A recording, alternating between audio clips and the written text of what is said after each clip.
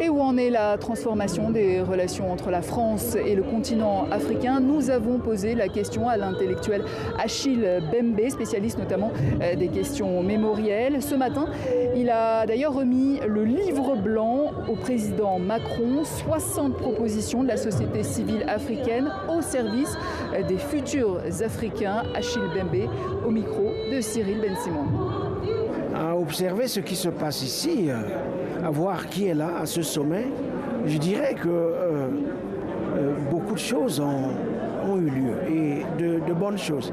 Il y a d'excellents récits à partager, de nouvelles voix, de nouveaux acteurs dans le champ évidemment culturel, champ de la société civile, dans le champ des affaires.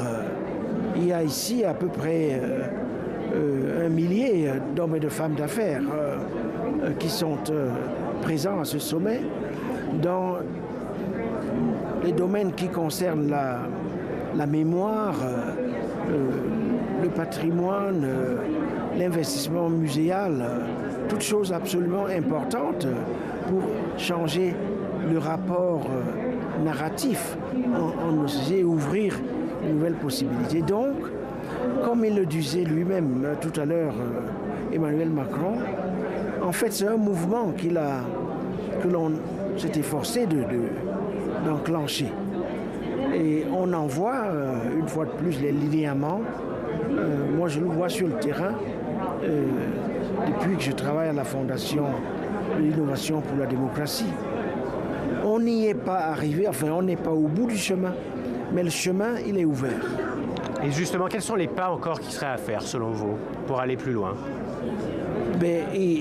Moi je dirais que la plupart de ces pas relèvent du mental des deux côtés, relèvent de l'organisationnel, ensuite des ressources, etc.